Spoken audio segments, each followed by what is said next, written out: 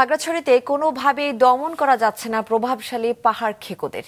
একের পর এক পাহাড় কেটে তারা তৈরি করছে আবাসিক এলাকা, হোটেল, মোটেল, পর্যটন কেন্দ্র। এতে নষ্ট হচ্ছে ওই অঞ্চলের ভূপ্রকৃতিগত ভারসাম্য, ধ্বংস হচ্ছে জীববৈচিত্র্য। খাগড়াছড়ি থেকে কানন আচার্যের পাঠানো তথ্যচিত্রে ডেস্ক রিপোর্ট।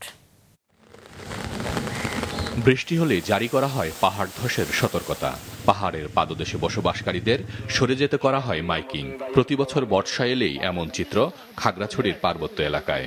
বিভিন্ন স্থানে আকস্মিক পাহাড় ধস হওয়ার আশঙ্কা রয়েছে। পাহাড়ি এলাকা বসবাসের অনুপযোগী করে তুলছে মানুষ নিজেই। পুরো জেলায় চলছে পাহাড় কাটার মহোৎসব। বৃষ্টির মধ্যেও বিরত থাকছে না পাহাড় খেকো প্রভাবশালীরা।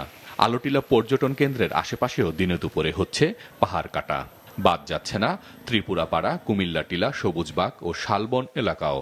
আমরা কোনোভাবে এই পাহাড় কাটাকে আমরা কোনোভাবে প্রশ্রয় দিব না এবং সর্বক্ষেত্রে আমরা আইনের প্রয়োগ করাচ্ছি। উপজেলা নির্বাহী অফিসার সদর এবং আইন শৃঙ্খলা রক্ষাকারী বাহিনী একটি পাহাড় কাটা প্রতিরোধে তারা অভিযান চালিয়েছে এবং সেটি নিয়ে আমরা কাজ করছি এবং আইনগত পদক্ষেপ নিচ্ছি। আমরা এক্ষেত্রে কখনোই পিছপা হব না এবং আমরা যত ধরনের বিষয় থাকুক আমরা আমাদের এই পাহাড় কাটা প্রতিরোধে আমাদের অভিযান অব্যাহত থাকবে।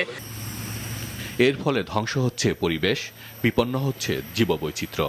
মামলা দিয়েও কোনো কাজ হচ্ছে না, ধরাছোঁয়ার বাইরে থেকে যাচ্ছে তারা। আমরা গোপন সংবাদের ভিত্তিতে আমরা এখানে এসে আমরা এখানে পাহাড় কাটার কিছু আলামত পেয়েছি।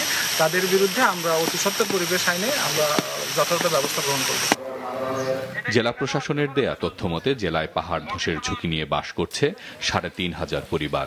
যখন পরিস্থিতি খারাপ হয় তখন আমাদেরকে প্রশাসন নিয়ে যায়, আবার যখন পরিস্থিতি ভালো হয় তখন আমরা আবার আসি এখানে। আমাদের মালামাল অনেক, আমরা এগুলো থেকে কিভাবে যাব? আর ওইখানে গেলে নাই একটা টয়লেটের ব্যবস্থা। মূলত শালবনটাই পাহাড় ধসের জন্য এরপরে কুমিল্লা টিলা, সবুজবাগ আমরা কাজ করতেছি। আমাদের চলতেছে, আমরা প্রতিটা ঘরে ঘরে যাচ্ছি, গিয়ে আমরা তাদেরকে সরানোর ব্যবস্থা করতেছি। বড় ধরনের দুর্ঘটনা ঘটার আগেই প্রভাবশালী পাহাড় খেকুদের বিরুদ্ধে কার্যকর ব্যবস্থা নেয়ার দাবি স্থানীয়দের। মাছরাঙা নিউজ ডেস্ক।